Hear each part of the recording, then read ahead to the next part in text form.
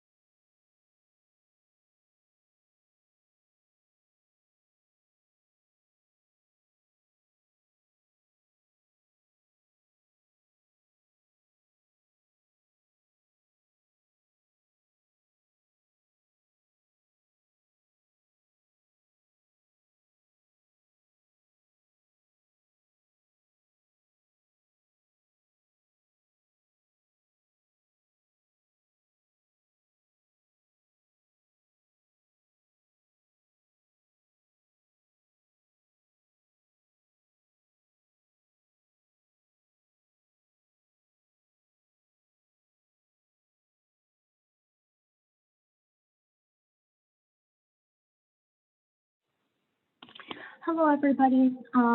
Let's get started. I know there's a lot of content for today. Hello, everyone, and welcome to the second session offered as part of the free virtual summer lecture series. Our goal with this lecture series is to foster learning, inspiration, and hope for those on the front line of serious illness. So thank you so much for joining us. This series is hosted by the Cambia Palliative Care Center of Excellence, which is housed at the University of Washington. Our mission is to improve palliative care for all people of all ages with serious illness and for their families by integrating research, education, and clinical care. The center is headed by Drs. Randall and Erin Kross, both of the Division of Pulmonary, Critical Care, and Sleep Medicine. I'm Alice Liu, and I'm the program manager for the center and the host of all these sessions. I just wanted to bring up the full agenda for the summer series, which will extend across 7 Friday lunch sessions through July and August. And I've dropped the registration link in the chat box if you are interested in signing up for more, if you haven't already. All these web live streams will be recorded and posted on the Cambia Center's YouTube channel. Again, the link is in the chat box. Registered nurses who attend or review the recordings and complete the course evaluation may receive up to 12.75 CEs for the whole series. And if you have registered for the event, you'll be getting a follow-up email with a link to the lecture and the evaluation. If you are viewing this on YouTube, the description box will have the link to the evaluation, and the deadline to submit this is close of business on September 30th, 2021. Now, before I get started, please note that attendees will be able to ask questions through the Q&A function at the bottom of the screen. You can also comment in the chat box. And while you may submit your questions throughout the lecture, the Speakers may choose to read the questions at the end and address them all together. And I may occasionally distribute relevant links and resources in the chat box. So let us get started. Our first speaker for the noon to 1 time slot is Dr. Sara Kim, Research Professor of Surgery at the University of Washington. Dr. Kim received her PhD in education in 1999 from UW. Currently, she serves as the Associate Dean for Educational Quality Improvement within the School of Medicine. She actively leads research programs in conflict management and collaborates with a large range of clinical, administrative, and educational stakeholders across UW Medicine. Since 2014, she and her team have developed training programs and taught healthcare professionals communication skills associated with conflict management and resolution. Thank you for joining us, Dr. Kim. Thank you, Alice, for that introduction. Hello, everyone. What a pleasure and privilege it is to be with you for the next hour, thinking together and working through interpersonal conflict. And I want to thank the Cambia Center leadership for inviting me today. And I'm sorry we're not in the room together. So I've been doing the conflict management training work and research for the past decade, I would say. But every day something happens that tries my patience. So I brought 2 examples just from the past 2 to 3 months. So I called a camera shop in Seattle. I thought I'll learn photography. And the employee told me about some entry-level camera models. So then I said, well, I'm coming by tomorrow. What's your name? So I can look you up the next day. He said, oh, I don't deal with beginners like you. There are plenty of others who can help you. And this is verbatim because I wrote them down after I hung up. And then a staff member, without consulting me, rewrote a high-stake report that I had written. So I asked to see him the next day. So, and I'm gonna come back and share with you how I handle these moments, but I gather you would say the same. Yeah, I have events like this almost every day. Well, just by virtue of breathing and living and walking out of my house, these moments are present everywhere. I am going to ask you, we're going to take a minute here. If you can, on a piece of paper, jot down your conflict story, because we'll be working through that conflict story as we review the building blocks of handling conflict. So think about the most memorable conflict that happened maybe in the past several months. What was the conflict about? Maybe it's a work issue, maybe it's a personal life issue, but what was the nature of the conflict? If the conflict got resolved, what did you do that worked well? Because I think many of you already have splendid skills in terms of your conflict handling skills, and I hope we can learn from your own skills as well. If the conflict remains unresolved, what do you think may be helpful? So let's take some time to write this down.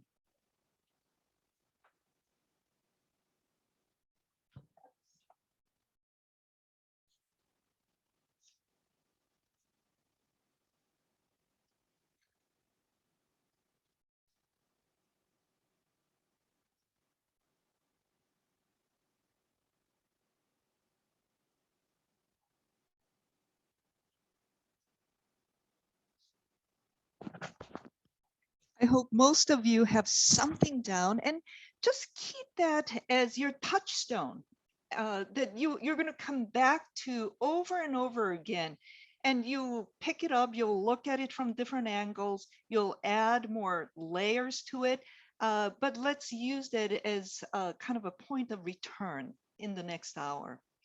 Let me open with this quote by John Macquarie, who is a British philosopher and theologian.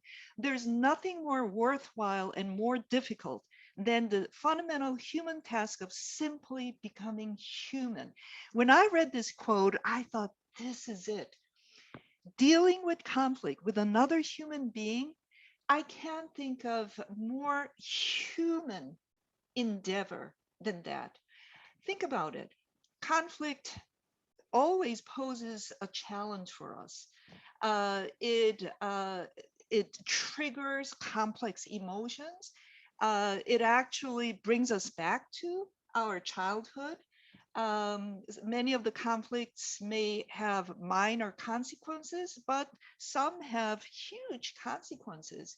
And we may need a lot of courage to face the conflict, walk towards it, walk through the conflict. And to me, that's a very human endeavor.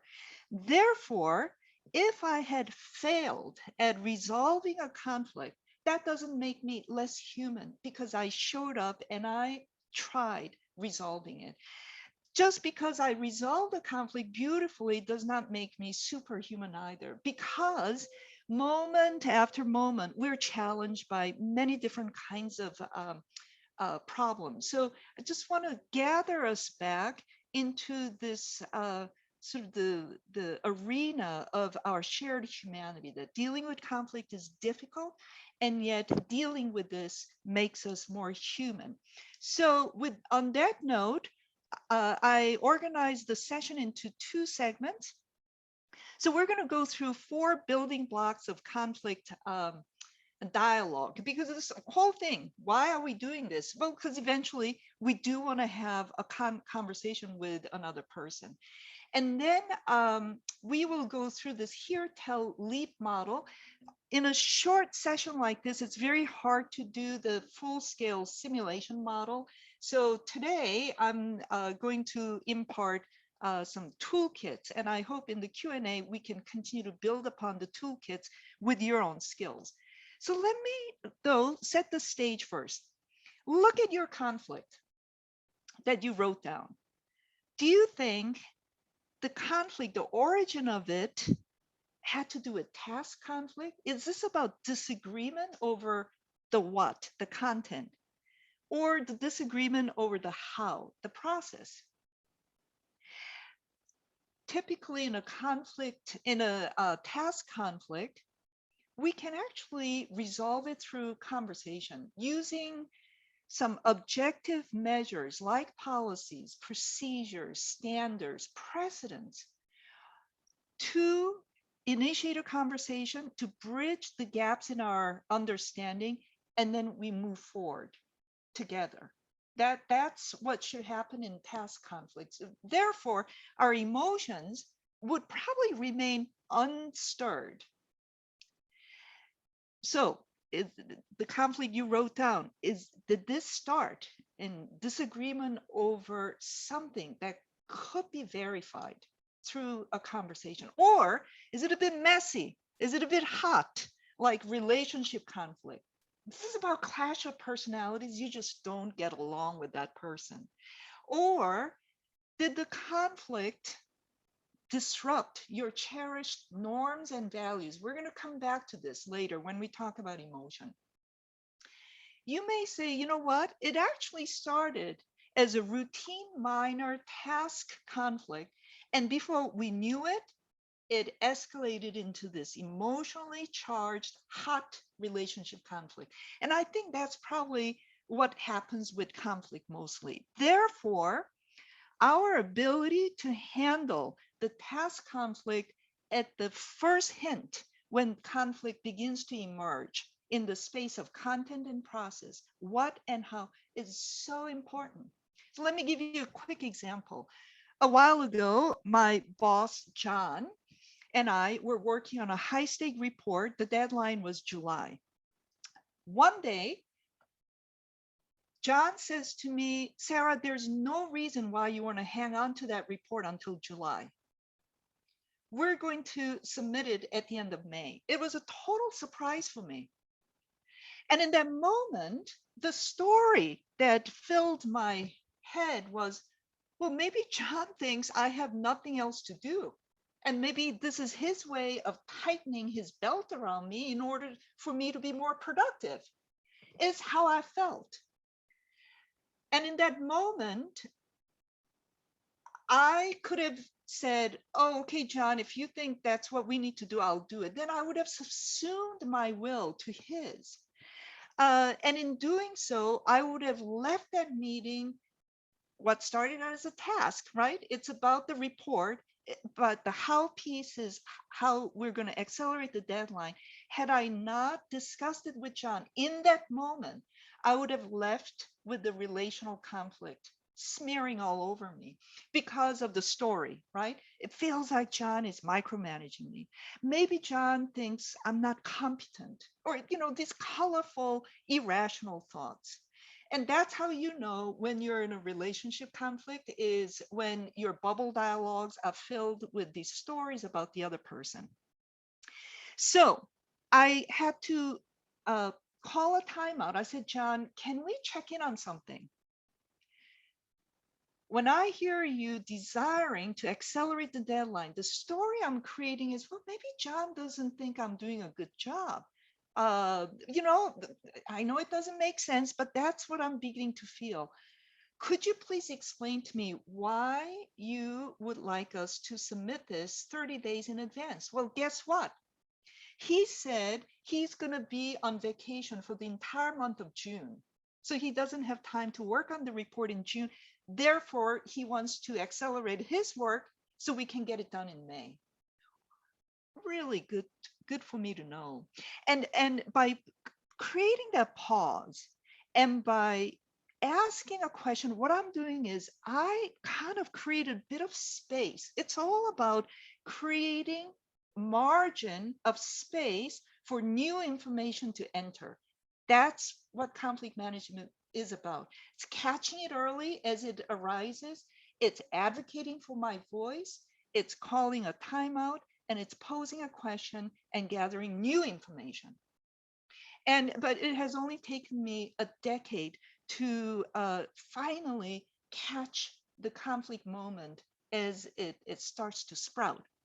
So I think because we're all human, when we're in a relational conflict, we're sitting with the stories, you're bending the ears of your loved ones. Guess what so-and-so did again? Well, that's a form of rumination. To ruminate is to be human. But let me paint a rather simplistic and maybe dramatic landscape of where that rumination could go. Let's start with the destructive path. So as I'm ruminating, the seed of retaliation comes up. And that is human. I have experienced these moments many times. And when if we were to do some root cause analysis as to, well, where is this coming from? I'm a good person. I'm a faith-filled person. Where's retaliatory intention coming in from? Could be I have a past conflict that remains unresolved with another person. And this is the biological cycle of conflict. If the conflict remains unresolved, it's going to set up a new conflict over and over again. I think it's a near absolute truth. We're going to talk about conflict handling style, but I come out high as competing. And you'll see later why people with competing style need a lot of skills and reflections to moderate it. What if in my upbringing, only punishment and retaliation were role modeled, and I really didn't see or benefit from forgiveness or understanding? What if some of us haven't had a chance to explore and develop and cultivate and deepen our emotional intelligence? Well, there may be other reasons, but the key is retaliatory intention could set in. And with that, if we act upon that intention, unfortunately, we hatch secondary tasks that had nothing to do with the original task. And this is not theoretical. This comes from your colleagues. We do a lot of interviews, focus groups, and the individuals report. you know, I actually spoke up to my superior. All of a sudden, unrealistic deadlines are on my lap. I asked a question to my nursing manager. You know what? I got assigned difficult patients. I actually saw colleagues getting promotions and merit increase denied. And if you were to peel back the curtain, there is a conflict very much alive that was not addressed and that had festered. So when we're in a destructive zone, unfortunately, these are the behaviors we, including myself, embody, beginning with silent treatment of others, publicly humiliating people by maybe publicly criticizing them or even ridiculing them. Now, I used to think gossip was an important ingredient for survival because it gives me a sense of belonging, right? Oh, I'm part of this community. But I have learned to treat gossiping as a form of violence because what I'm denying the other person is a chance for a dialogue.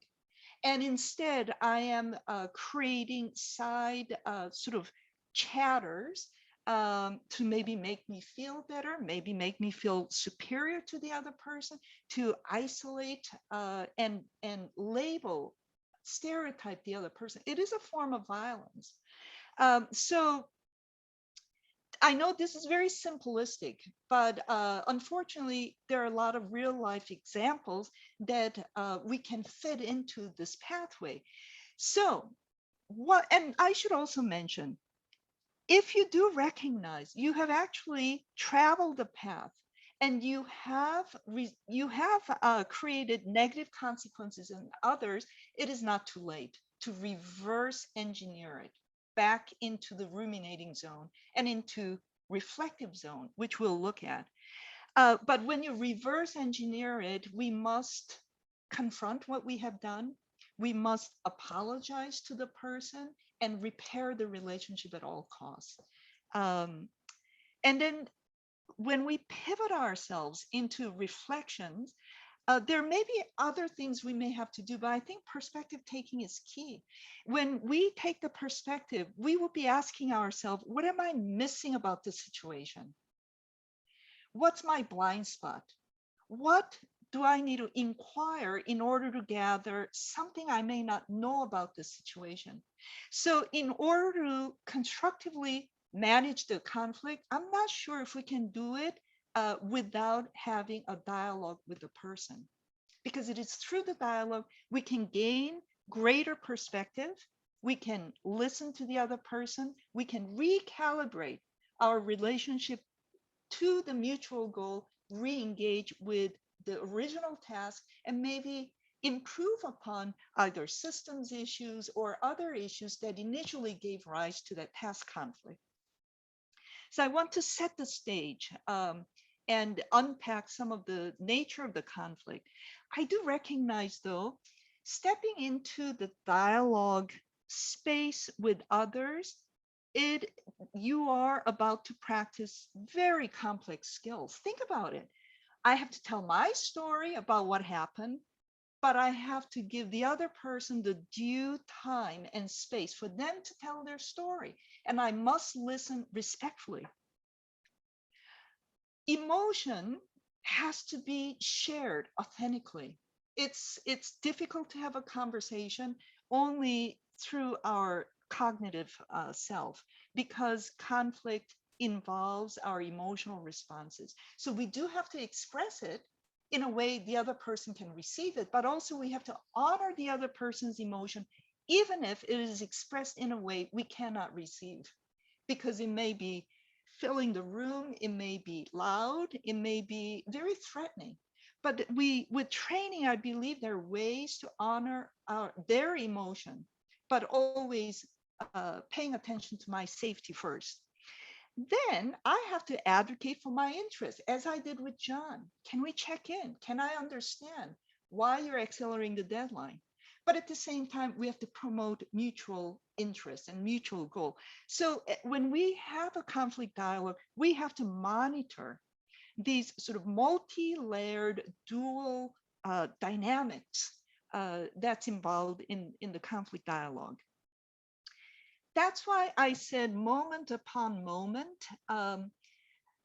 We can take a course, but I think we can get to these complex skills by engaging in lifelong habit building wherever we go. So I go to Fred Meyer, the cashier has a name tag. These days, I always mention their name on my way out or as I greet them. Try that. Try saying, Nancy, have a good day.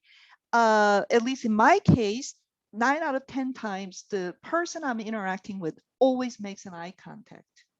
Maybe they're surprised somebody's calling their name. Well, why am I doing it? What does it have to do with conflict management? Well, in that moment, I'm practicing noticing a human being in front of me. And I practice how I might say thank you in different ways each day by engaging in this very brief human to human interaction. But I walk away with my interior filled with a lot of hope. Wow, this is possible even with strangers at unlikely places. This is my concluding slide in case the internet goes out, then you all know what my bottom line is. As hard as it is to imagine, dealing with conflict is actually a gift creating activity because we're going to learn something new about myself, about the other person, about the issue. Even if the conflict takes us to an unimaginably difficult place, there is some learning to be had. At the same time, there's a gift of relationship building, relationship deepening. So learning and relationship have to go together. We just cannot learn at the expense of relationship. We cannot just honor the relationship and not strain ourselves to look for, well, what can I learn from this that I can apply? So I'm going to rather in a brisk pace go over these building blocks, and I have a series of questions for you. So let's begin with conflict handling style. If you were to take this test, Thomas Kilmann conflict mode, you will come up in one of these 5 conflict styles, and I'm going to go over them in detail.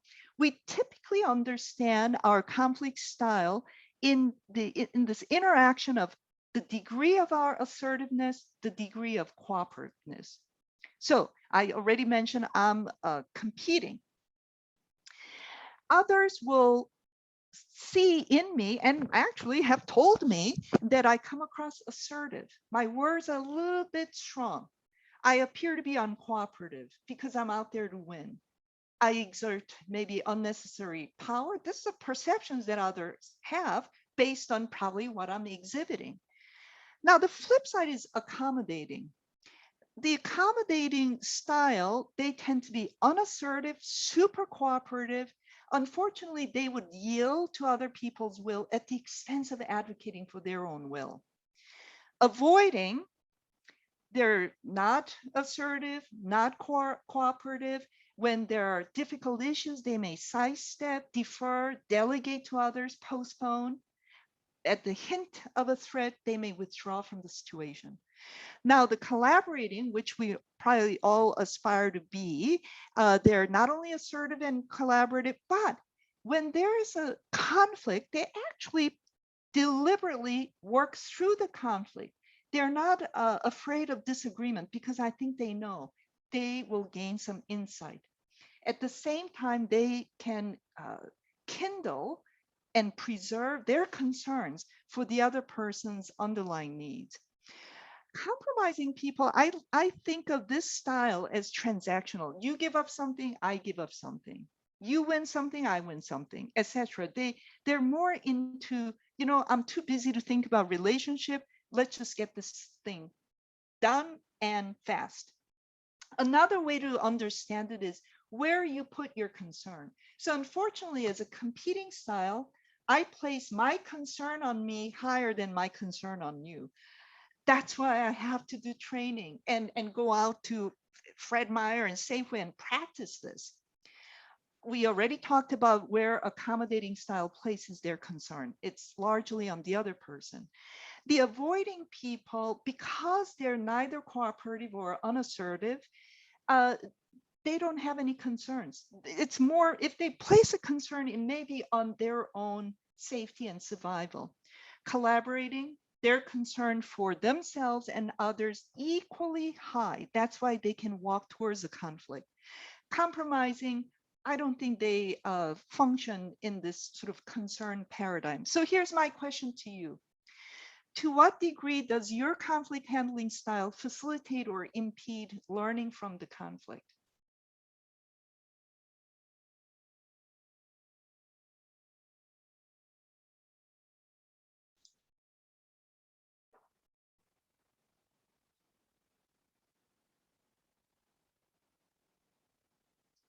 While I do that, I just saw Justin's question. Sorry, I didn't start with the formal definition. A formal definition I like using, and I usually have a quote, is it's a perception. It's a perception of the parties involved around disagreement, discrepancies, and incompatible wish. That's a definition I like. I can send a formal quote to Alice so she can email to everybody so you can see where the quote comes from. We can understand disagreement as the how and the what. You know, we can have disagreement as to what is important to discuss here or how we're going to get it done. Discrepancies may be misalignment of expectations, or different norms apply to different echelon of people in the organization that result in unfairness. Incompatible wish, I love that phrase because it recognizes the emotionality of conflict. That there can be profound disappointment, sadness, anger when conflict is in place. And typically when I experience my voice to be muted, dismissed, not invited, or the proposals that I have put down on the paper is denied right off the bat without thoughtful consideration. When I feel my humanity and dignity have been compromised, to me, that's a form of conflict. So Justin, thank you. I hope that was helpful, and I'll forward the formal definition.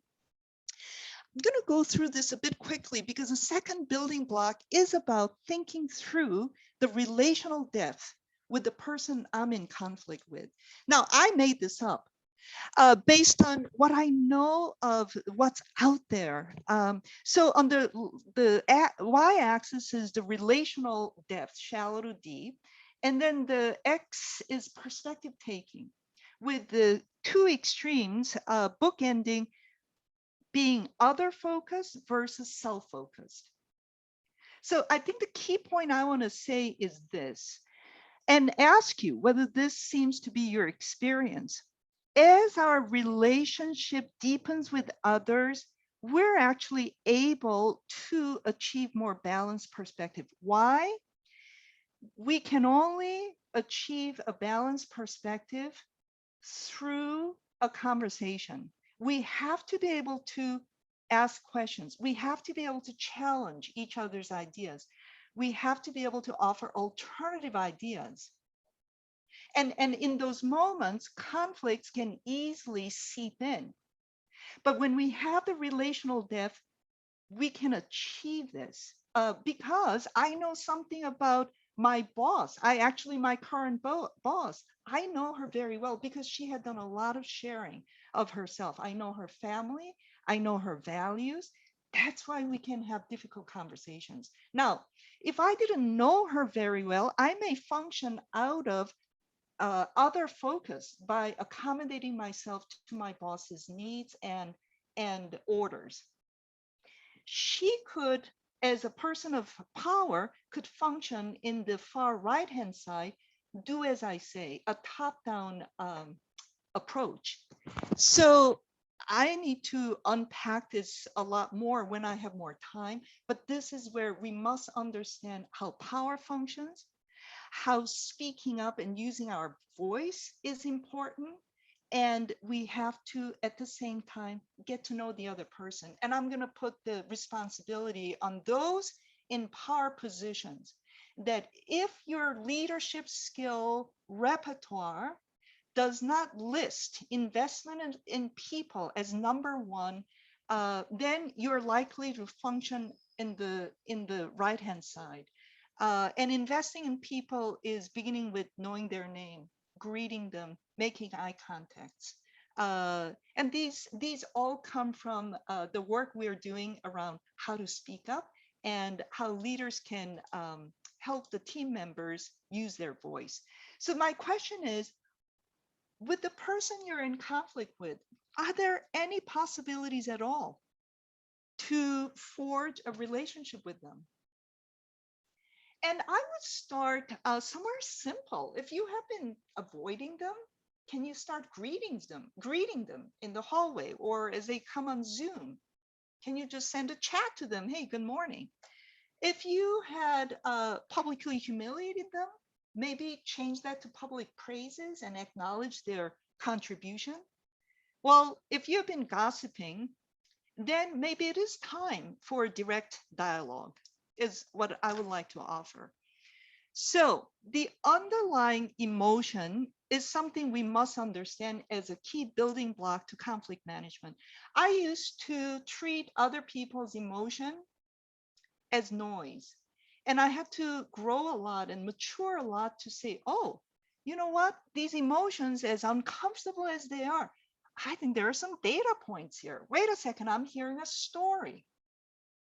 And maybe the story is about their values that's been injured.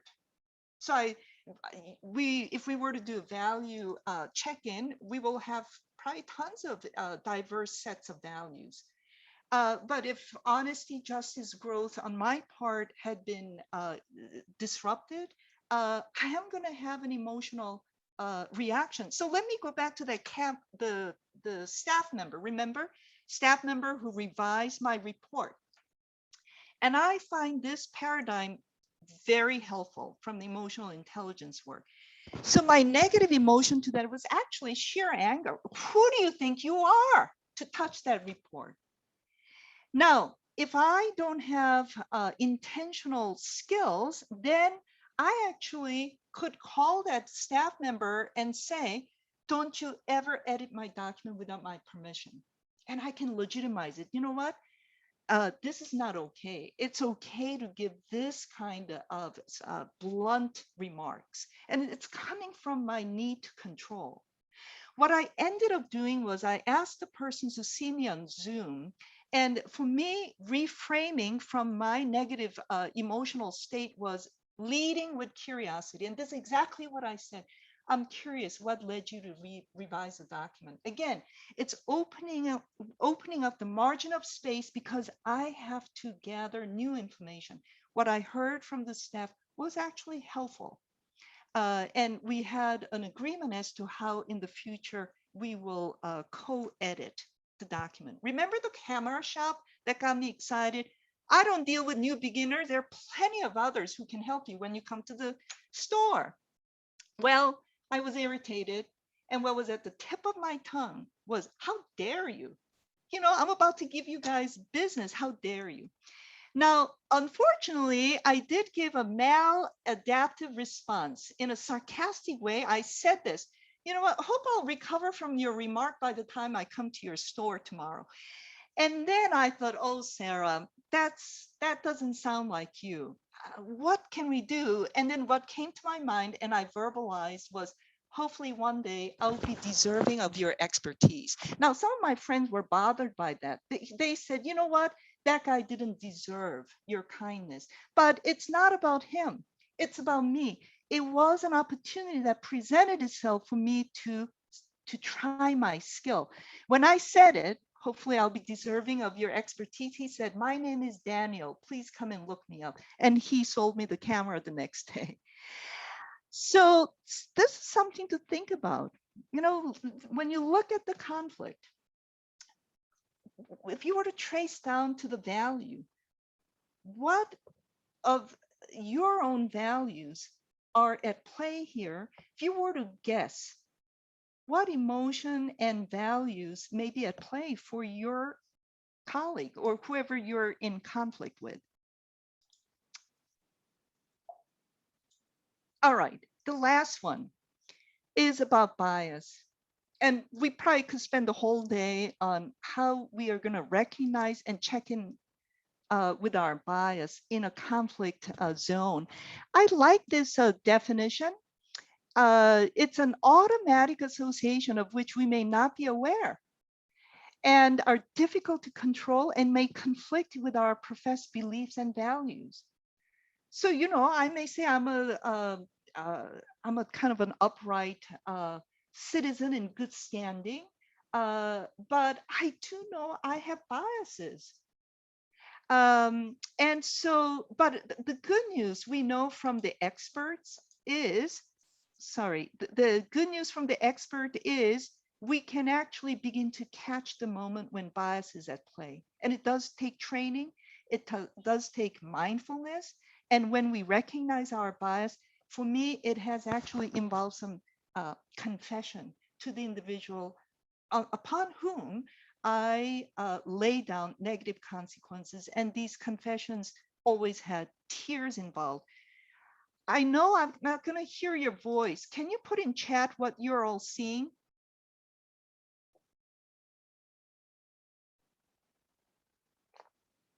Or in Q&A? What are you all seeing?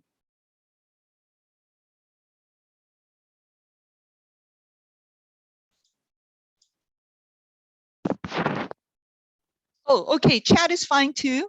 A beard man, thank you. He's tender. Oh, that's something new. I love that. Man face, tree man, man, man. Yes, yes, I think we all agree. Bacchus, you know, this is like wise man, green man. Boy, this is a really creative group of nature man.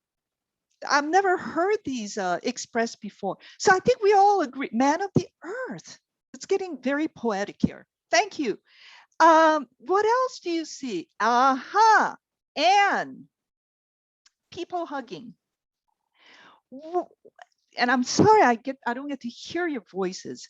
What if I tell you all, as Anne saw it, there are 3 people. Okay, Jill, thank you. You just saw it. There's peacefulness. Do you all see 3 people? Yes, now we're beginning to see.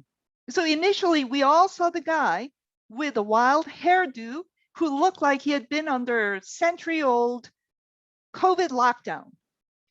And then Anne, I think, was the first person who began to see the embedded figures in this, right? I myself have looked at this many, many times. I still have to trace the contour of the figures because I am biased. It teaches us bias about the dominant features. We were already biased by about 10 chats that said, you know, it's a man. Well, it's man plus. And I think I love this because it teaches me about the impact of, yes, the outline. Thank you, Julie. Well, let's all thank my 16-year-old nephew, nephew Anders, because I said, Anders, like, I'm doing this on Zoom. Can you like add some color? So he said, yes. He said, no problem. And he added the color. And so I think the key part about bias, sometimes we cannot recognize it on our own. Sometimes others will have to trace the contour of the impact of our bias for us to see it. And so I just wanted to share this. And how about another illustration? What if that bias that's so deeply embedded in us, it actually warps our perspective? And this came to mind. What if I'm walking around with this very much alive bias, and the people I deal with, who I'm interacting with bias because of, unfortunately, maybe their physical attributes, maybe their sexual orientation or gender identity or race, ethnicity, whatever, socioeconomic characteristics. What if I'm just treating them as silhouettes? What if I have lost the ability to deal with them as another human being? And I think that's why the work I have to do in the space of implicit bias is so important, because of the possibility of and temptation to dehumanize others. Now, here's a tool to think about. The ladder of inference, I think many of you might have heard about it, and I'm going to give you an example. So why we climb the ladder, beginning with I observe something or someone. From my observation, I filter the information, I assign meaning to that information, then I make an assumption about the information. You'll see in a minute in an example. I draw a conclusion, and then I believe I'm right at the end, based on that partial information. So a staff member missed a deadline. It's an event I observed. Maybe I was not in a good day that day because I only focus on the missed deadlines in the past, and I don't give consideration to the times when he was professional, he was responsible, and he met the deadline. But I make it a special event that day. And that is kind of a meaning assignment. So you know what? There's a pattern of failings here. It's exactly what I thought. Instead of thinking, let me think about a pattern of successes as a way to balance my perspective. Then the problem with the assumption is this is where I can become porous to let my bias like take a wild sort of, presence in my thinking. And it usually comes out in labels towards that person. Maybe he's lazy, unprofessional because XYZ, because he is XYZ. So this assumption, I think, is a zone of danger. I draw a conclusion, this guy deserves a stinging rebuke.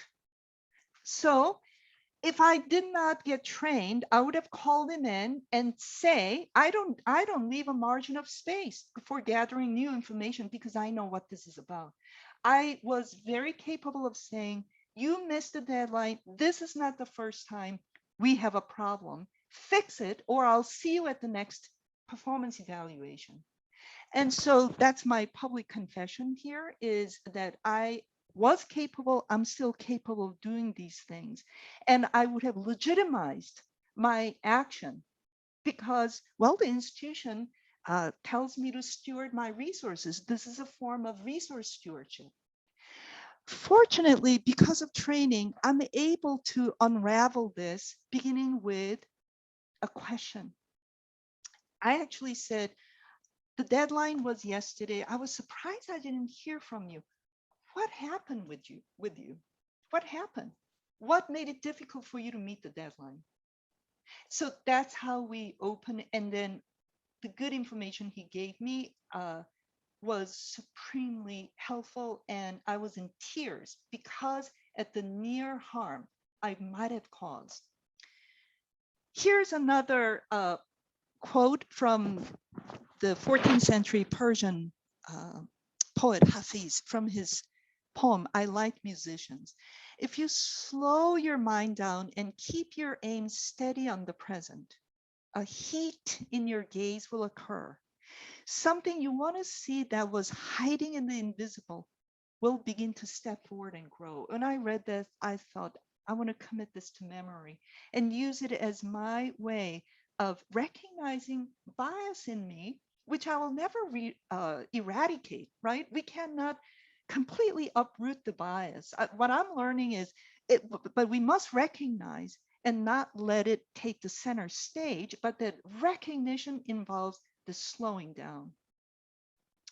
So when you look at your conflict, what is a story you created? What alternative interpretations would you be able to come up with? So with that, please ignore that polling thing, but we do have, I don't know how the poll got started already. Did maybe Alice had So I don't know if you're all seeing the poll on the screen, but boy, this is an unusual group. I'm looking at the, thank you for completing this. This is a majority collaborating conflict style group, very unusual. So I just wonder why you're taking this training. I bet we have a lot to learn from you. And thank you for those who acknowledge you are in the avoiding zone. You're not alone. Research after research shows health professionals, the majority of them, they come under the avoiding. But here's the, and oh, I see my kindred spirit in competing there as well. Hello. So the key is this: we want to cultivate all styles, because there are times I do have to avoid with a good reason. There are times I do compromise. So so that's the key point. But collaborating is, I think, something we do want to strive towards. Thank you for also, I see the emotional piece. That remains to be hard for me as well. So this is where the emotional intelligence and how to reflect our words to express our authentic emotion, as well as honoring other people's emotion, is super helpful. So the next question is your opportunities for growth. Again, I think we see pretty good distribution, but the relationship, boy, that gives me hope, and you'll see why.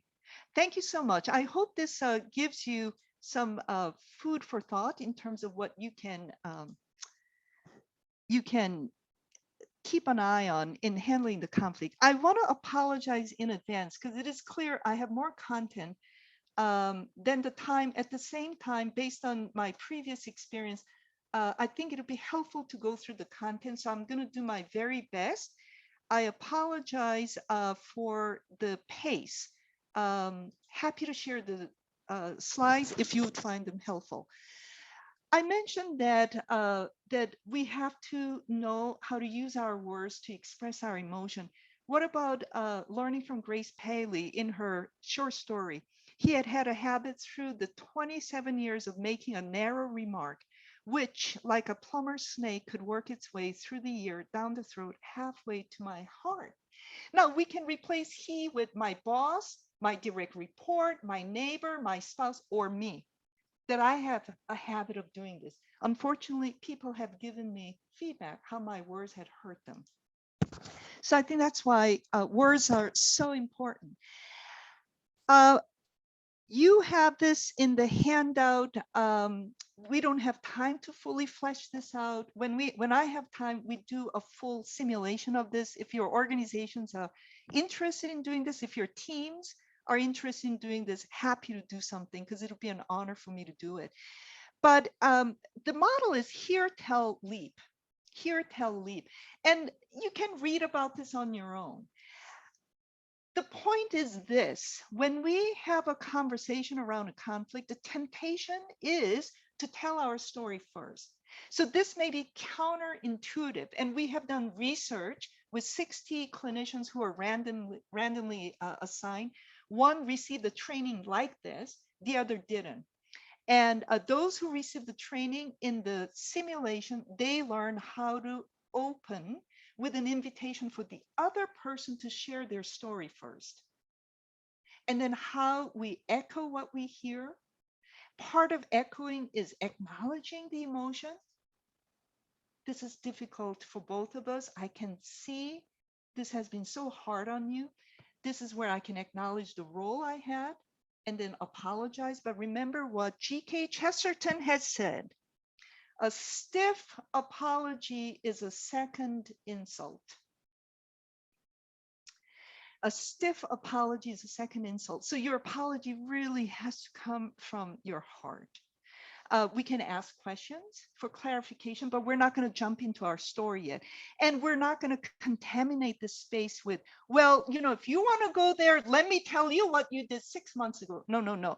We are focusing on the conflict that is present. when we're ready to tell our perspective, we always start on a note of grace by thanking the person for sharing the experience. Now, explaining my perspective, that's the meat. That's where we will have to tap into my conflict style, my bias, my emotional intelligence, etc., in order to keep my story fact-based, plus sharing my emotion in an authentic way, but preserving the relational dynamics around respect.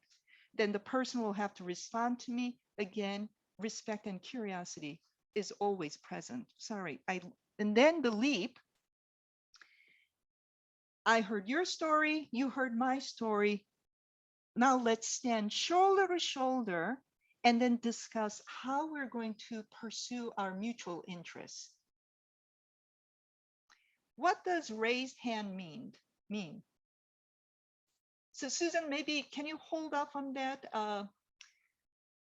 Okay, so I'm given a few more extra minutes. Thank you, Alice.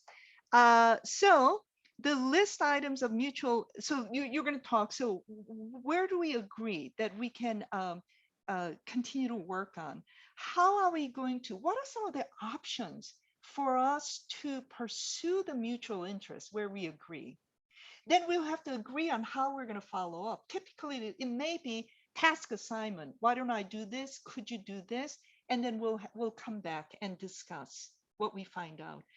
At the end, I always want to end on a note of a promise, a change in me, and always having that debrief, self-debrief in terms of what I learned about me, about others, and issues. Is that Susan who is on the video? No. Okay, somebody come on video, and I thought maybe the person was going to ask a question.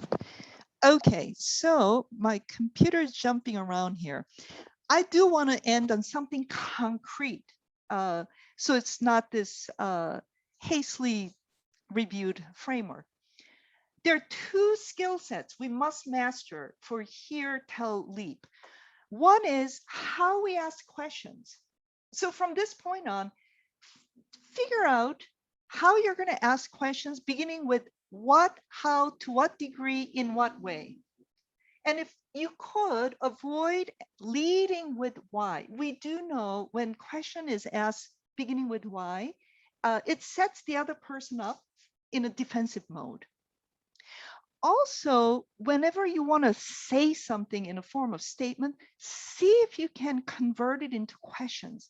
In order to signal your curiosity and desire for partnership. So instead of saying, why did you miss the deadline? You could say, what made it difficult for you too? Why are you making things so difficult? And invite, how do you see things differently? Remember, we're just creating a bit of space for others to also contribute. You know what, Patrick, everyone agrees with me here. How about, how did you arrive at your conclusion? I'm eager to hear.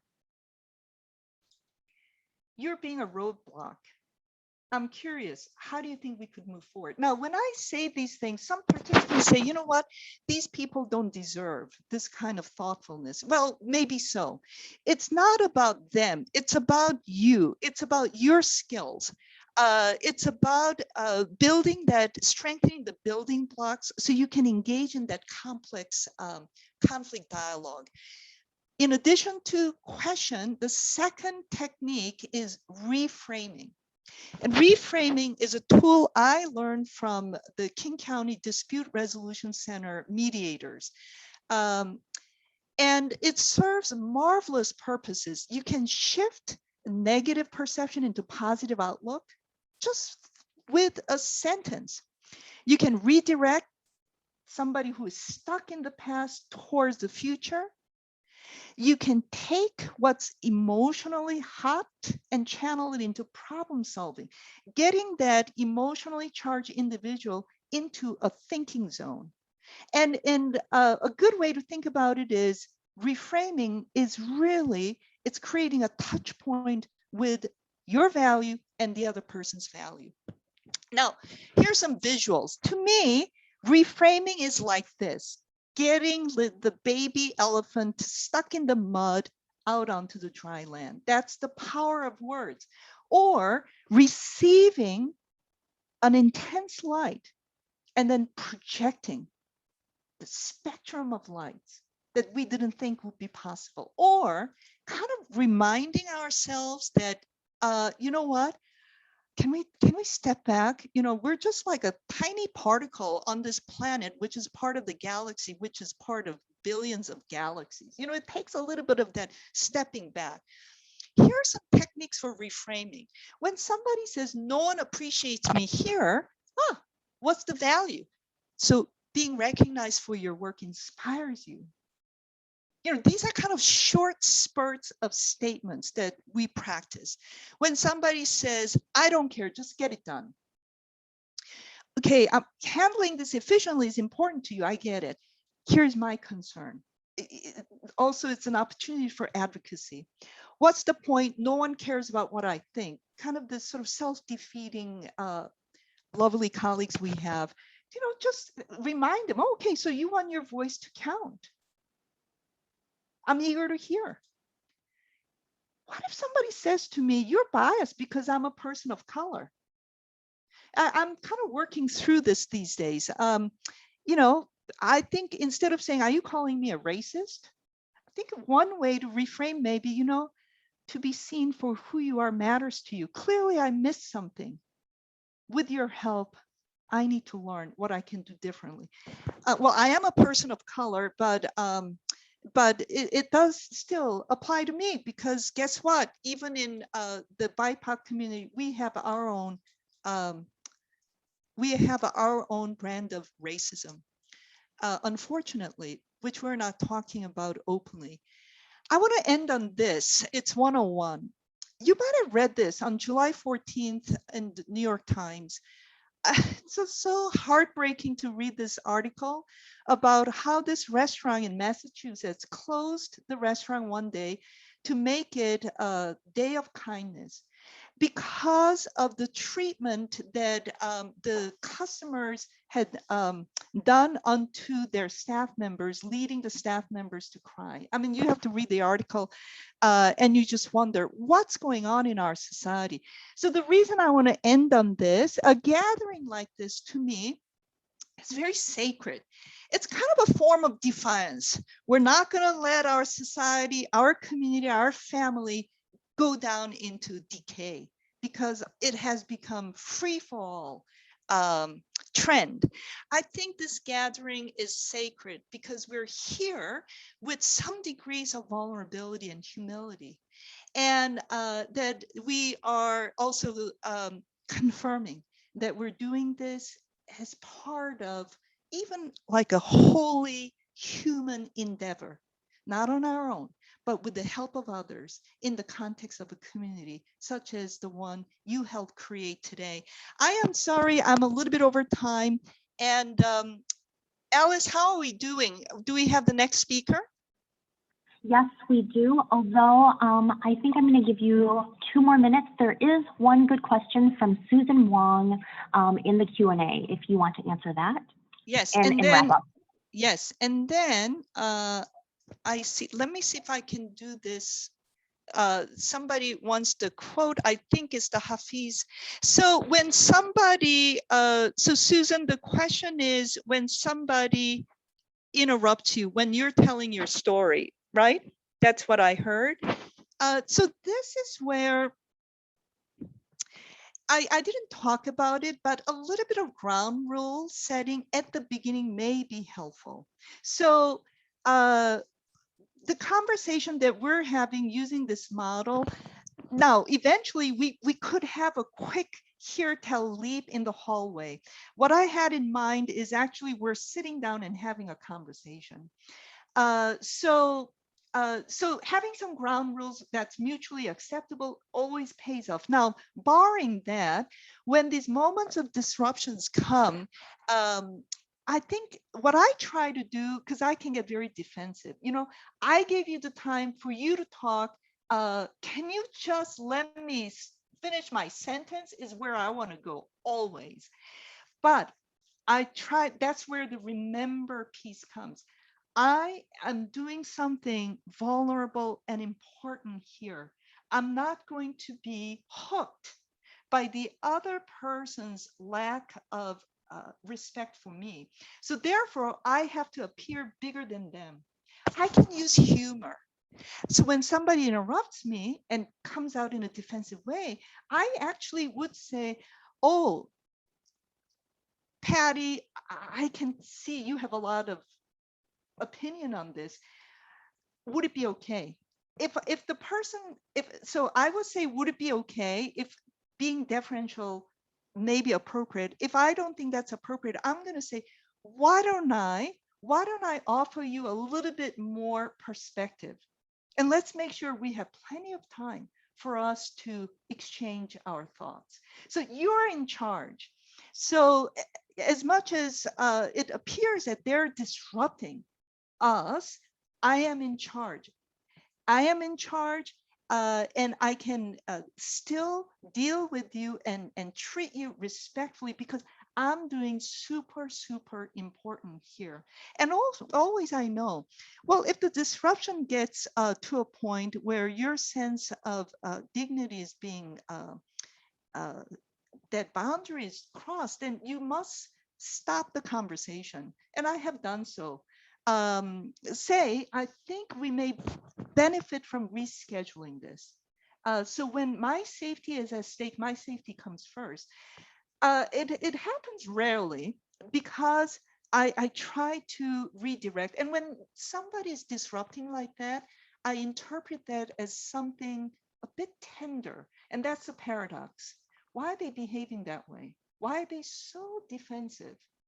And so underneath that unlovable facade, I try to look for the tender spot and touch it if I can.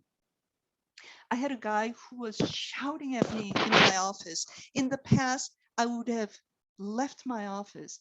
But when I told myself, okay, Sarah, this is so unpleasant and intolerable. Is there a tender spot you can touch? And there was. There was. And I was able to call it because he was just so upset that I didn't include him on my team. So how I called it was reframing. Hey, Doug, I'm hearing that you actually you're eager to be on my team, and the perception that you're excluded really upset you. Did I get that right? He said, that's damn right. Well, why don't you have a seat? So we had a conversation, but it did cool him off.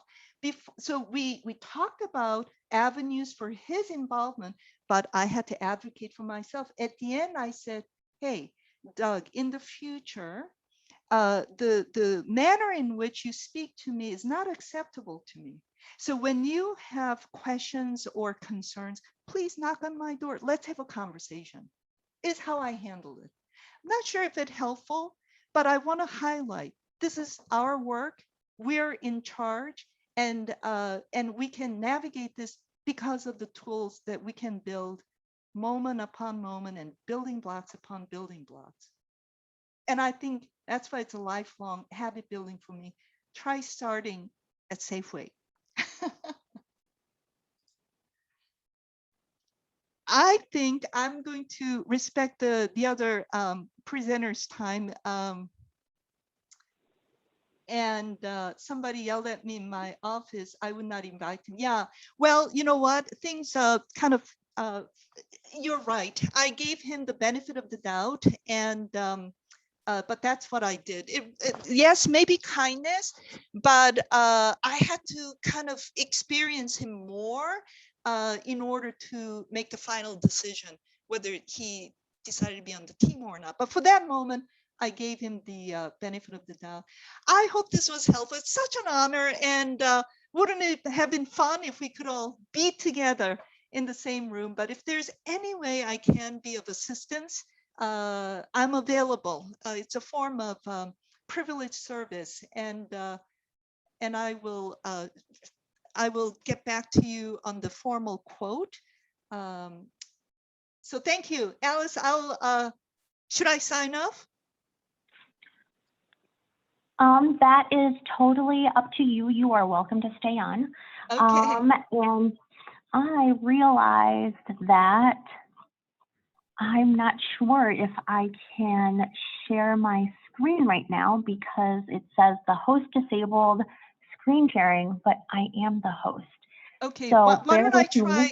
I'll try leaving and see if that helps the situation. So good luck. Good luck, everyone. Thank Okay. you. Thank you.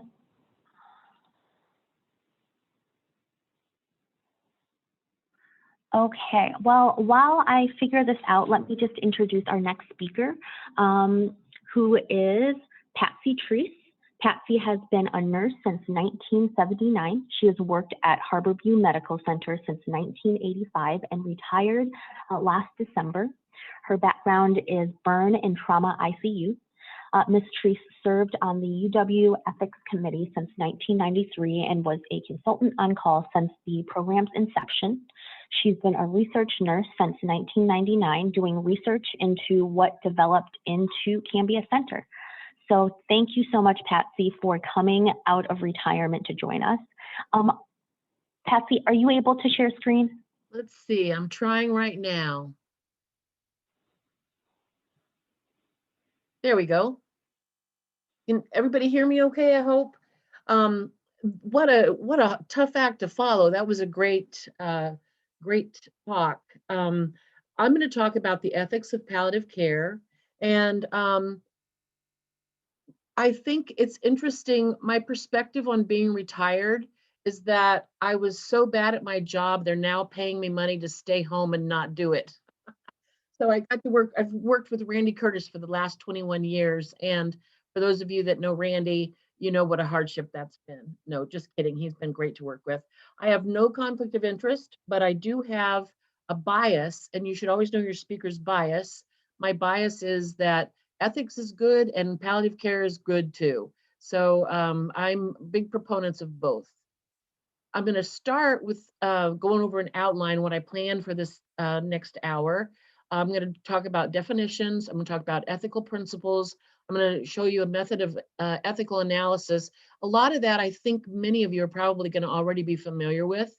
Then I'm going to talk about some palliative care principles and then go through some ethical principles that support the palliative care principles. And then I have some cases at the end, which I think always help to illustrate more completely how the two can interact. For this talk, the preparation that I did, Clinical Ethics, this is a great book. It's by Al Johnson, Mark Siegler, and William Winslade. I have the 3rd edition. I think they're up to the 8th edition. And then this book by Robert McCauley, Ethics in Palliative Care. I hope you can see that. I disagree with some of the things that Dr. McCauley wrote, but it was a good resource. So for definitions, this is the simplistic definition I have for ethics, and it deals with what ought to be. It's what we want, what we want from the interaction, what we want for the patient. We want the right thing to happen. A little bit more detailed definition is it's the application of core principles to healthcare decisions. It's a multidisciplinary lens, which I think is really important in ethics and also in palliative care. And it helps to be consistent in how you do analyze cases. Let's see. Palliative care definition. Palliative care is specialized medical care for people living with serious illness. Palliative care is unique in that it looks at the symptoms of stress of the illness for both the patient and the family. It's based on the needs of the patient, not on the patient's prognosis, and it's appropriate at any age and at any stage in a serious illness. The WHO definition goes on, the World Health Organization website is a great resource. They have a ton of stuff about palliative care and about how palliative care isn't available in many of the lower income countries. It's really fascinating information. But WHO defines it as an approach that improves the quality of life of patients and their families who are facing problems associated with a life-threatening illness. Relief of suffering is important, looking at pain, other problems, physical, psychosocial, and spiritual. So now I'm going to get into some ethical definitions. Autonomy is the real buzzword since about the 1990s. Prior to the 1990s, paternalism was more, or parentalism as we're calling it now, was more prevalent. Autonomy is the right that you have to choose your own plan of life and action. Everybody has the right to be the master of their own body and to refuse even life-saving treatment, provided they have capacity. This is a really hard thing for people to, in the healthcare professions, to accept sometimes whenever patients don't want what we can offer them. Typically, people who are exercising their autonomy are making their decisions based on their own values and not necessarily our values, or our values may actually be quite different. Beneficence and non-maleficence. Beneficence is that we have a duty to assist people who are in need. This is the reason most of us got into healthcare, because we wanted to help people. We wanted to do good for people. Non-maleficence is the duty to refrain from causing harm. So in the benefit of taking care of in the day-to-day taking care of a patient, you do want to be careful not to cause them any harm. Justice is used a lot in evaluating who gets what care.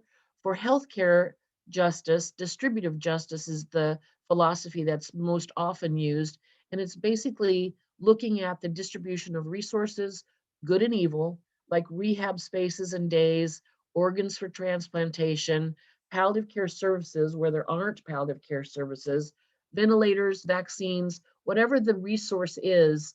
Justice says that we should use principles in how those resources are going to be used. Paternalism or parentalism, this is what people of my mother's generation were expecting from their physicians. And so when I would go with her to medical appointments and try to assert her autonomy, she would always get mad at me. But it's basically the practice of ignoring a person's preferences so that you can do what you think would benefit them or enhance their welfare. It's basically a decision that beneficence, my need to do good, takes precedence over the person's stated wishes. There's one type of, but since the advent of autonomy sort of rising to the top of ethical principles and also being very prevalent in palliative care, paternalism has kind of gotten a bad name. There's one instance where paternalism is still recognized as sort of okay, with exceptions, and that is in the case of a newly diagnosed quadriplegic, usually high level, and let's see, why is that coming up? Sorry about that. And so in that particular instance, because we have data that shows that people immediately after their spinal cord injury who are making requests to be taken off the ventilator and who state that they want to die, if that is not done and they're surveyed in 18 months, they're usually over 90% of them are happy that life support was not withdrawn. So we have some evidence that, and you know, the rationale for that is that people are very adaptable and you can figure out what someone can do over the course of that 18 months. When they first have the injury, they're at their very worst. There's cord swelling. They're not able to do anything. By the time 18 months is rolled around, whatever rehab they have been through is going to show them what their functionality is really going to be like. Okay. Truthful disclosure. This is the everything you needed to know you learned in kindergarten slide. The thing about truthful disclosure is that you can tell the truth, but really not tell the whole truth. And I think one of the things that both ethics and palliative care do really well is providing context for people about truthful disclosure. Because I can come to the family as the attending physician. I'm not a physician, but if I were, I could come to the family and I could say, your son has a devastating head injury. He's going to be dependent on a ventilator and tube feedings for the rest of his life. He'll be, one of the choices you can make is to do this trach and peg that we're going to need to do in order to continue to provide treatment for him, or you can withdraw life support. What would you like to do? And you don't really give a lot of context whenever you're saying that, and that doesn't help people to make decisions. The other thing that is frequently helpful when having end-of-life discussions with families is providing both perspective and realistic assessment of what life going forward is going to look like. Surrogate decision makers, we deal with them a lot in both palliative care and ethics. It's a person who's authorized to make decisions for another. The decisions must promote the patient's welfare. And there's basically two ways that you're supposed to decide. And this is something that it's great to educate families about because they don't know how they're supposed to decide. The two ways are substituted judgment and best interest. And let's see, substituted judgment is where the patient said to me years before or 2 weeks ago what they would want if they were in this situation. That is the higher standard of being able to make a decision because you know what the person says they would have wanted. If they never said what they wanted, then you use the best interest standard, which is you make a decision that's going to preserve their best interest. And typically, decisions made in the best interest err on the side of preserving life. So that's why at Harborview, we would frequently get patients who had no legal next of kin, and we would have to have a guardian appointed for them in order to make decisions about what kind of treatments they should have. Well, one of the issues is that it takes forever to get a guardian. But the second issue is that because the guardian has no previous experience with the patient, they frequently can't make a decision based on substituted judgment. And so their decisions typically would end up being best interest, using the best interest standard. So the methods of case analysis with ethics, either principle-based, meaning they look at the beneficence, non-maleficence, justice, those types of things, and ponder about what to do in the case. Case-based is the method that Al Johnson and Winslade and the other guy. I always remember Al Johnson because we call it, because Al Johnson was at the University of Washington in the Department of Medical History and Bioethics. We always call it the Johnson method, and I'm sure that the people that know Winslade and Siegler, they probably call it by something else. But the Johnson method, basically it's 4 boxes, and many institutions in our region use this, whereas on the East Coast, they tend to use more of the principle-based. In fact, I went to a training at the Kennedy Institute for Ethics, and it was very interesting because I got called out as a casuist in the audience because they knew I was from the West Coast. So it's kind of like we're known for looking at the case through this lens. And the 4 boxes are medical indications, patient preferences, quality of life, and contextual features. I'm going to talk a little bit more about what those are. Medical indications says that we're supposed to use medical expertise to help the patient. What we're supposed to help the patient do is meet a goal of medicine. And the goals of medicine are to promote health, prevent disease, relieve symptoms, pain, and suffering, cure disease if possible, prevent untimely death, and improve the functional status or maintain a compromised status, education and counseling, and avoiding harm to patients in the course of care. The preservation of life alone is not necessarily a goal of medicine unless it's one of the values that the patients hold. Patient preferences, very important in ethics and in palliative care. What does the patient want? Refusal of treatment by a competent patient who's been informed needs to be respected, even if it leads to serious harm or death. Preferences of patients are significant because they demonstrate what the values of the patient are, and they have the right to determine their own future. We also, I feel like as healthcare professionals, we we need to have understanding of why a patient is making decisions they're making. So it's okay to ask probing questions whenever someone's refusing treatment, just to try to get some understanding so that you can correct any misinformation if they're doing something that is really in opposition of what you're recommending. You can seek more information from them. That's okay, but you don't want to stop them from doing what they want to have done. Quality of life.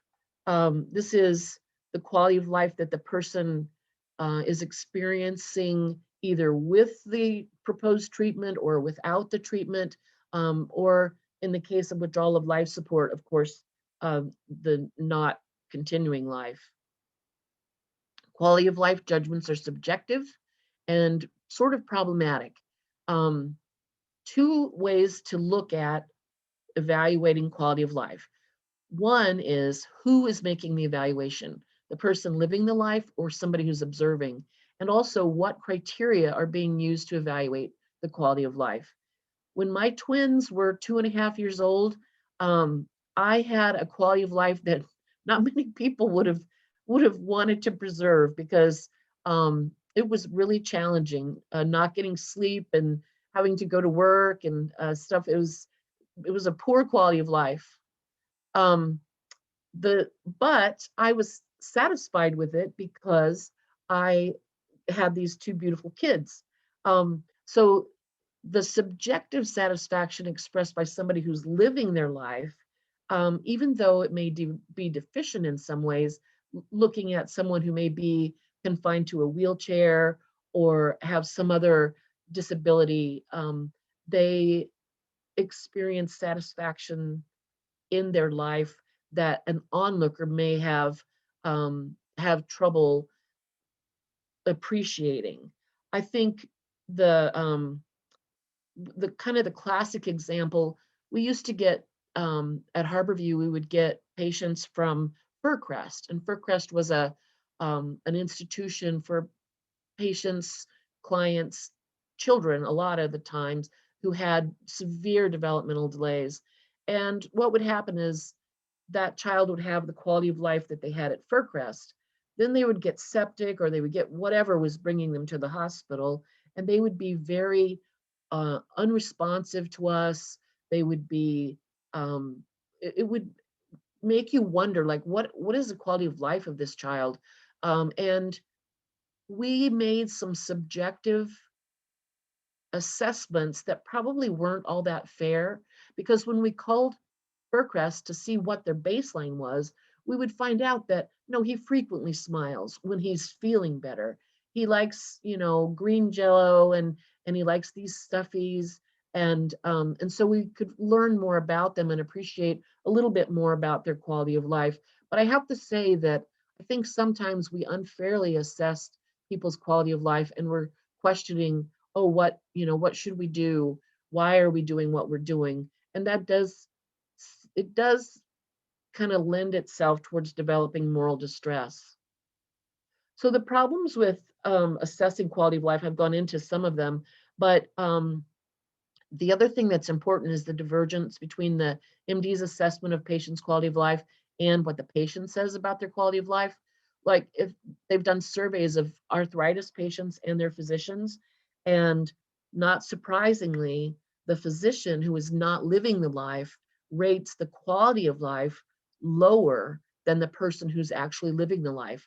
And this is explained by looking at how the patient got to the point where they are. So let's say I have arthritis so bad in my hands that I can no longer button buttons. Well, I adapt in my life, and I've used just pull-ons.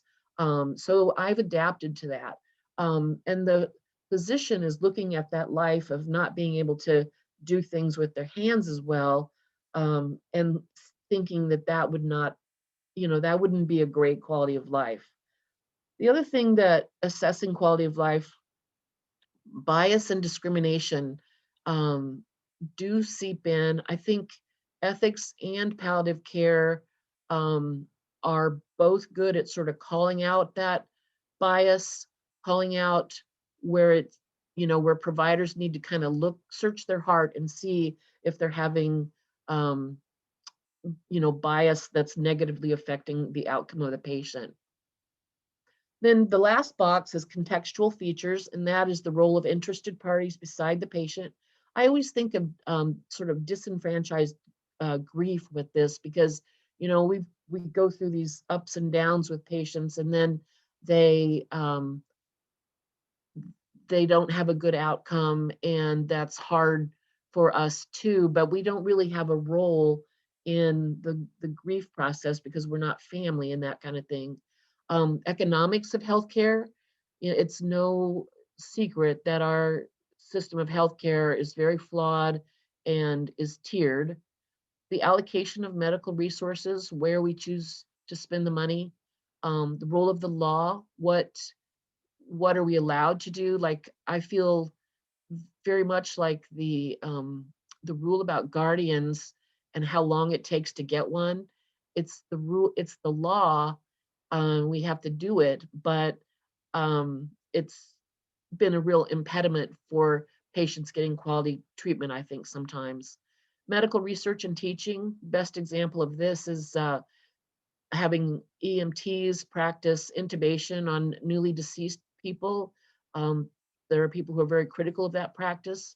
And then the safety and welfare of society. An example there would be somebody who has, let's say, tuberculosis, and they're not taking their meds, either getting them on a direct observation type of medication administration, or there have been cases where they've actually confined people in order to make them take their medications. So palliative care, this definition from the WHO is very lengthy, but I thought it was so good, I wanted to share it with everyone. It defines palliative care as the prevention and relief of suffering of patients and their families, and the different problems that are associated with a life-threatening illness. The problems can be physical, psychological, social, and spiritual problems for the patient and also the family. I love this one. Entails early identification and impeccable assessment and treatment of these problems, with the goal being enhancing quality of life, promoting dignity and comfort, and also, as many of you know, sometimes palliative care actually extends the life of the patient. I'm not going to read all of these, but just the palliative care people can go through the healthcare crisis with family and the patient. They can hold their hand throughout the process and be a source of really good support. There's no reason not to get palliative care early in the course of an illness. I feel like sometimes in my life, I could use a palliative care consult just for the day-to-day stuff. Let's see. The other thing that palliative care does is accompany people through the bereavement process. And that's something that I think many hospitals have really missed opportunities for many years. When someone dies, that's a friend of, like the parent of a friend of mine or something, whether I knew the person or not, knew the person who died, I'll send a condolence card to my friend. That's kind of like an expected thing in our society. And yet, someone dies in the hospital, especially if they die in a tertiary care center, they may not get any follow-up. And here they feel like they have this intense relationship with all the staff that they worked with, the doctors, the nurses, the social work, all those people. And yet, in our hospital roles, a lot of times nothing is done. We implemented a process at Harborview trying to provide some bereavement support, but I think that more is needed. And so I'm always happy whenever palliative care is involved, knowing that there will be some follow-up for that family. And then this one I like because it says that palliative care should be accessible to all levels of healthcare systems and in patients' homes. And also, we have the healthcare for the homeless. So even if you're not housed, you have a right to palliative care. And then the WHO really talks about on their website about how the poor countries don't have access to good palliative care, and that there's a huge, huge opportunity gap there. So I'm going to talk a little bit about areas of overlap between ethics and palliative care. First off, communication. I think of the people who are in palliative care and also ethicists are probably some of the best communicators. They can give facts, they can support emotions. I think sometimes when we get ethics consults, maybe not so much palliative care consults, because I think palliative care, just the way I think of it, it's sort of more concrete than some of the ethical dilemmas that get presented. But a lot of times it's a communication breakdown that leads to the need for the palliative care consult, or the mostly the ethics consult. So because we're good at doing conversation, and we actually take the time to talk, to probe, to try to figure out information about the family, I think we're really good at that. Autonomy. Both ethicists and palliative care providers are really focused on what the patient values and desires are in the situation they find themselves. Beneficence. They attempt to improve the situation without injecting their own bias, doing a values assessment of the family and the patient, if the patient's able to participate, and doing what is going to help them. Non-maleficence, trying to not make the situation worse and avoid harm. I wish I could say that I haven't ever made the situation worse, but I think I probably have in a couple of occasions where I called out some bias, and administration was not real happy with me. Justice, it can be a scarce resource, both ethics and palliative care. Not every hospital has as good a services as the University of Washington systems have, and we're really lucky that way. Both ethics and palliative care focus on the importance of multidisciplinary teams, and I think that's been shown to really improve outcomes, and that's modeling that with the multidisciplinary teams is really it's a value that I think ethicists and palliative care people hold dear. Both write notes in the charts, although according to Dr. McCauley in his Ethics and Palliative Care book, some ethicists don't write a consult in the chart. We started writing notes in the chart at Harborview. It wasn't until in the 90s. So we're kind of late to the game, whereas I think the VA was really ahead of us and they were doing it long before that. Both ethicists and palliative care practitioners rely on the principle of double effect, and I'm going to talk a little bit more about that. And both seek to identify the goals of care as the driving force behind what treatment the patient gets. So the principle of double effect, this definition is from Johnson, Siegler, and Winslade, and it's that we know the effects of some actions like giving opioids have several effects that are linked. One action that is intended is pain relief. The other action is not intended and is ethically questionable, respiratory suppression.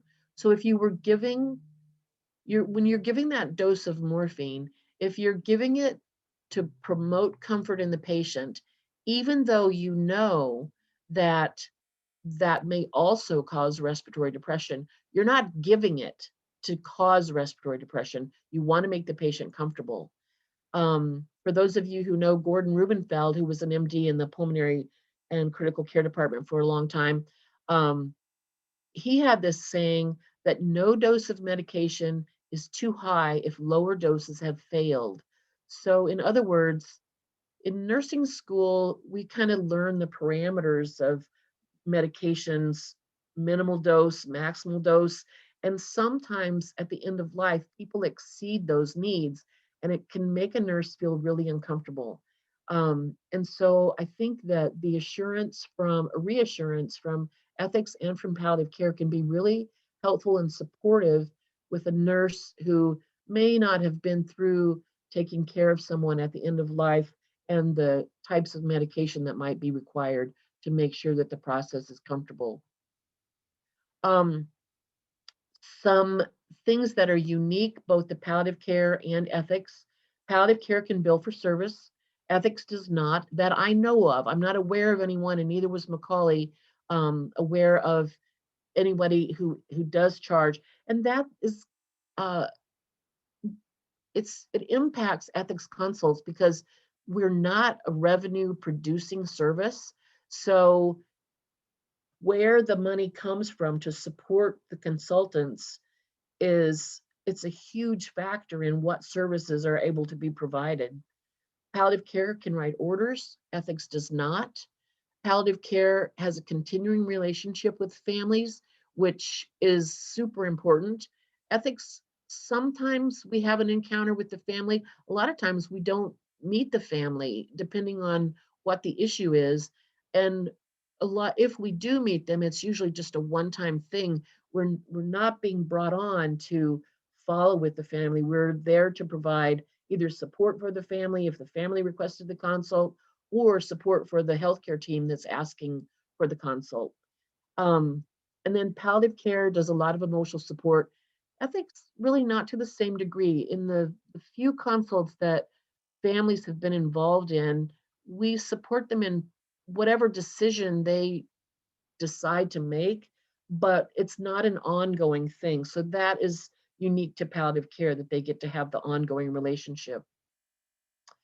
So the first case I'm going to talk about, and if people are having questions, please feel free to put them in the question and answer box.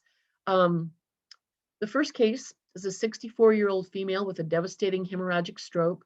She's in the ICU on a ventilator, getting tube feedings.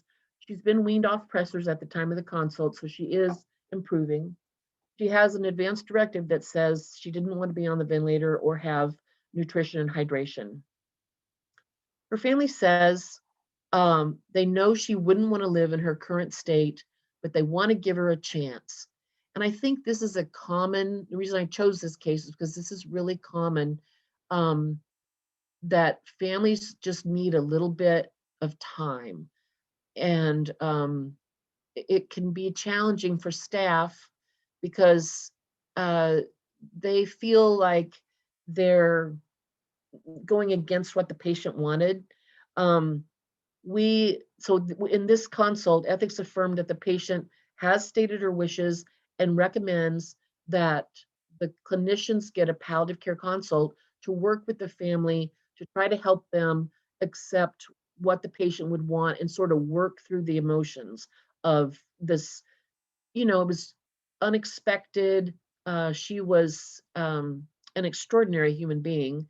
And where I said before that I hope I hadn't done harm, staff expressed frustration with ethics because they wanted us to decide that she needed to come off the ventilator right then. So the palliative care consult was obtained. And not surprisingly, we got a lot of background information from that palliative care consult. The patient is not only the matriarch of her family, but she's basically the matriarch for her whole neighborhood. She gives food to families on her block that don't have enough food. She does the after school snacks for all the kids in the neighborhood.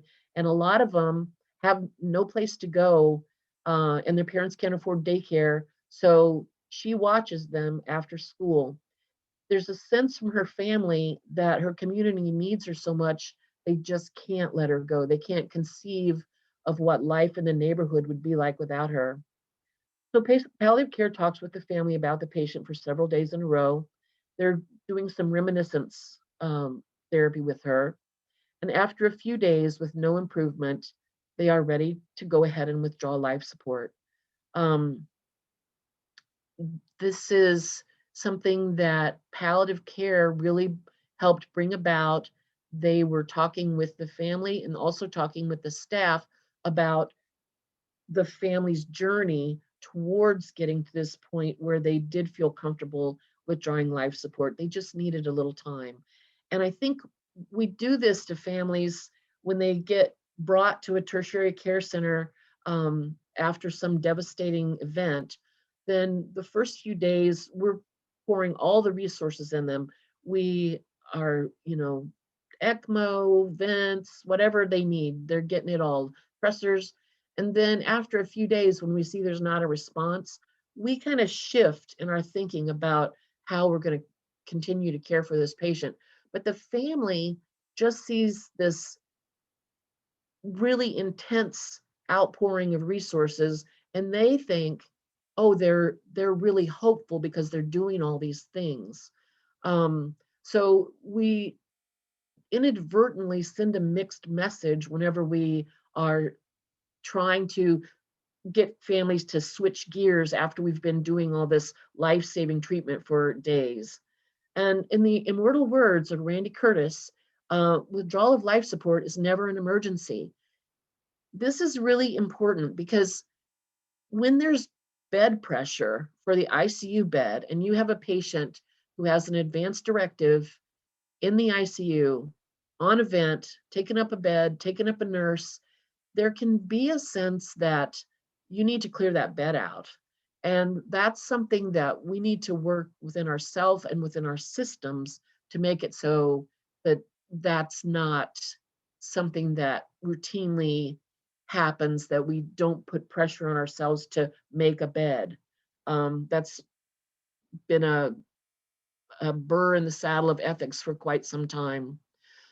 So between palliative care and ethics, we were able to get the family's wishes honored, and the patient died peacefully.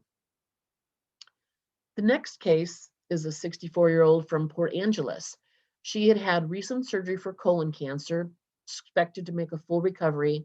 Unfortunately, post-operatively, she developed a leak around the anastomosis, and she got necrotizing fasciitis. So she was airlifted to Harborview. We gave aggressive treatment initially, but after a few days during the night, just randomly, her son called to see how she was doing during the middle of the night. And the nurse mentions that they're just getting ready to give the patient a transfusion. And he was unduly, from the perspective of the nurse, alarmed about this. And he says he doesn't think she would want a blood transfusion. And this was really confusing to the staff because they obviously, to our perspective, wanted aggressive treatment or they wouldn't have had her airlifted. And so what's the big deal about a blood transfusion? It was a very mixed message that we felt like we were getting. So we, the family says to the staff and the attending physician that they feel like they've agreed to too much treatment already. Well, the surgeon said, she's got a 60% chance of full recovery. We're going to surgically get her through this necrotizing fasciitis that's around her colostomy site. And so the family asked for an ethics consult. Now, at the time, we had rarely, very rarely had families come to ethics consults because they usually weren't, a lot of the ethics consults we got were patients who didn't have family. So they came to the consult and they very articulately talked about, there was the husband and the son. They talked about the patient, how she's a nurse. She had had a long practice, had done hospice, had done other types of care, oncology, where she was very familiar with death. And she had a brain aneurysm about 18 months before. And since then, she's had chronic fatigue and rarely gets out of bed during the day. And she's been really open with her family that she doesn't feel like her life is worth living. they state that they feel guilty for airlifting her, even doing the airlift part, because they feel like she would not have agreed to that if she weren't sedated. And the reason the blood transfusion kind of set him off was because he felt like that caused him some reflection. They felt that getting a blood transfusion was a real intense kind of treatment. So we did share with the family that to us, getting a blood transfusion wasn't, that big of a deal, and that we were surprised, the clinicians were surprised by their reactions. We talked a little bit about that. They talk about the fact that she's not depressed. She just has this objective sense that her life is no longer worth living. So the question was, do we discontinue life support? Clearly, the family was trying to make a decision that they think she would make for herself. They expressed regret for having done as much treatment as they did, and they, said that, they felt they did that selfishly because they did not want to be without her. And so the ethics recommendation was that we do discontinue life support. And the attending MD, who was sort of had a reputation as being a very aggressive surgeon, he, after talking with the family and hearing their explanations, he did agree that that was probably what the patient would have wanted. We did not have palliative care at this time, so only ethics was consulted. But I think this is a great case that palliative care could have helped support the family along the walk. And if they had been involved from the very beginning, we may have not even gotten to the point where they felt they had to, just put the stops on for getting this blood transfusion, because we may have concluded earlier on that an aggressive method of treatment was not what the patient would have wanted. The last case is an 83-year-old woman who was hit in a crosswalk while walking to work. Yes, that's right, walking to work. She had multiple brain bleeds. I don't remember, it was, subarachnoid, subdural, that type of thing, pelvic fractures, lower limb fractures, and she's in a deep coma. Under the Washington state statute at the time, she had no legal next of kin, and she had no advance directive. Fortunately, there's been a change in the law, and we've broadened the definition of who can be a decision maker for patients, which it was a long time coming, but I'm so grateful for that. I think it'll really help patients. So this woman has a niece and a nephew in England, and they are very close.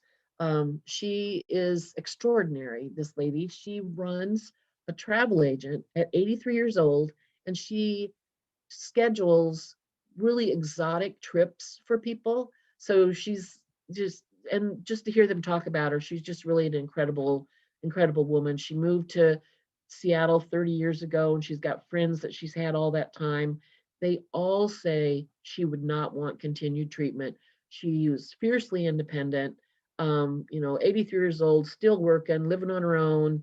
So the staff asked for an ethics consult, and the way they phrased it, and it's important when you're getting an ethics consult to find out what is the real issue. And for the staff, the issue was futility, because she was so badly injured and her age worked against her. They wanted to get this ethics consult saying that treatment was futile. So during the consult, neurosurgery was there and general surgery was there, and she was on general surgery service. Neurosurgery says that they discontinue life support all the time on 80-year-olds who have just the brain bleeds and nothing else. The surgeon says that she believes futility can be defined as 5% survival chance. She calculates the TIS, the trauma score, and the patient scores at a 7% chance of survival, 7%. And So she says, I don't think it meets the criteria for futility. Well, neurosurgery left the room at that point. So with no legal next of kin, even with all the confirmation from her friends and the family she had in England that she wouldn't want to have this treatment, the hospital policy states that we must get a guardian. But by the time we got a guardian appointed, it was almost 3 months later. The guardian did speak with the family and the friends, and she had been weaned off the ventilator, but we did stop tube feedings, and she died soon after. This is another case where it was before we had palliative care, but they would have been extremely helpful to have to support the family and friends and the staff during this stressful time, because knowing that she wouldn't want the treatment that she was getting really caused a lot of moral distress for the staff, because you don't want to be in a position where you're providing unwanted treatment to someone. And I think palliative care and ethics can really do a good job in helping to address moral distress on the part of the staff. It's an ongoing problem and something that we need to fully recognize and intervene with people, because there are ways to make moral distress be less troublesome to people and less stressful. And with that, I'll open it up to questions.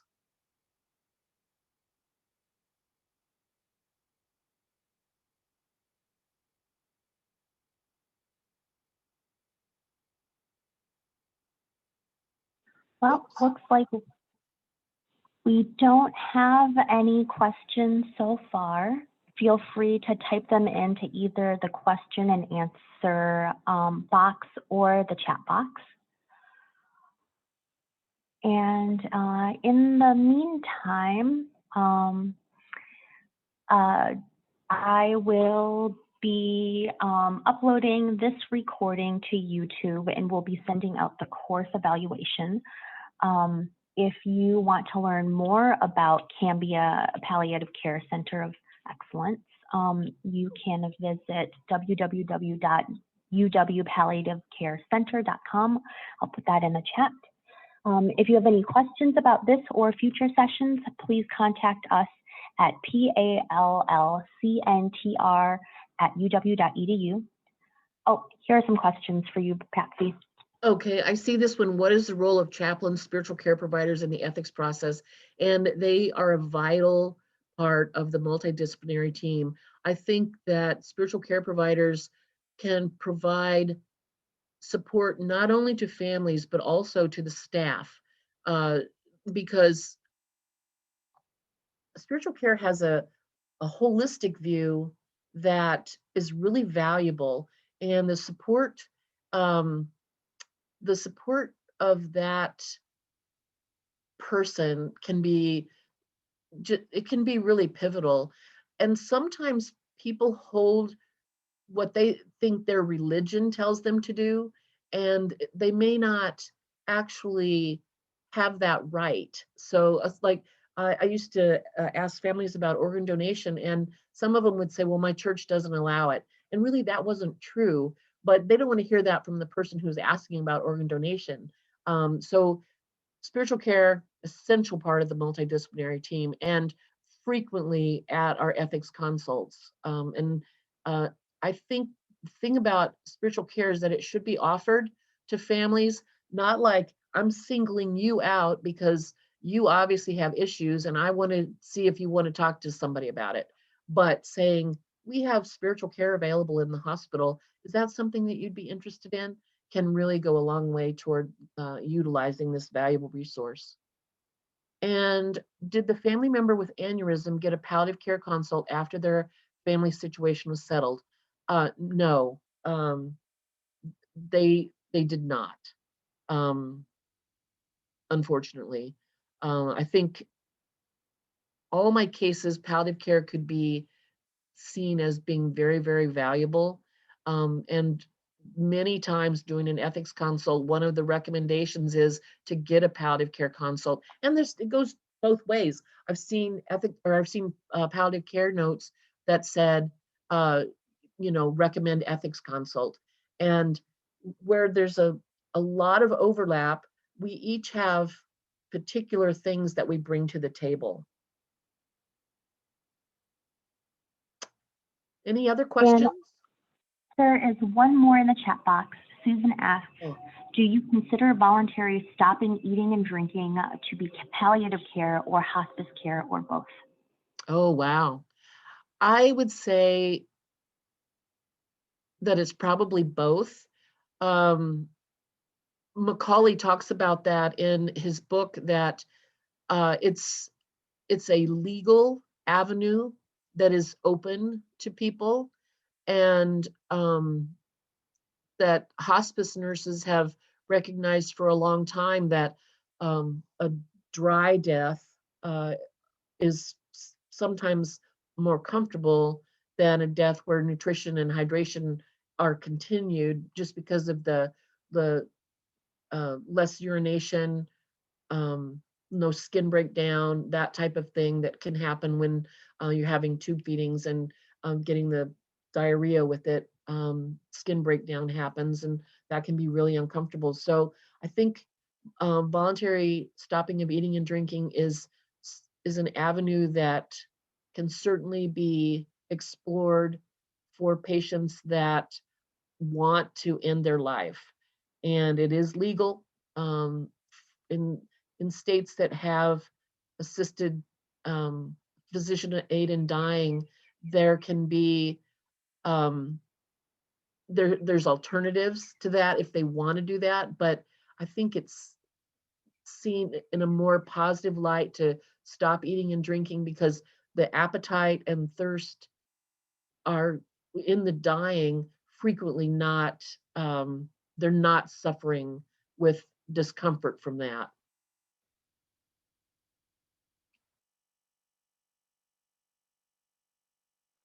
Do I have a resource that address mental anguish in the setting of dementia and memory loss and quality of life? Oh man, that's a really hard one. I think that, you know, all of the resources that are available, support groups, palliative care, a good neurologist,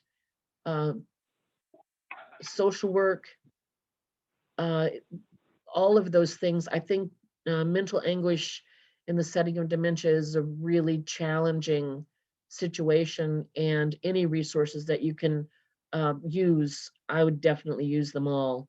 And it just depends. I mean, I think, you know, if you get a relationship with a spiritual care provider that really meets your needs, that might be better than the hospice nurse or whoever else. It kind of depends on who you can get a really good relationship with to get the support that you really need.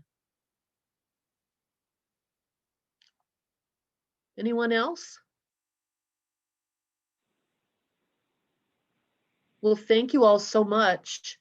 Alice, I'll let you kind of take the screen back over. Thanks. Apparently I'm not able to.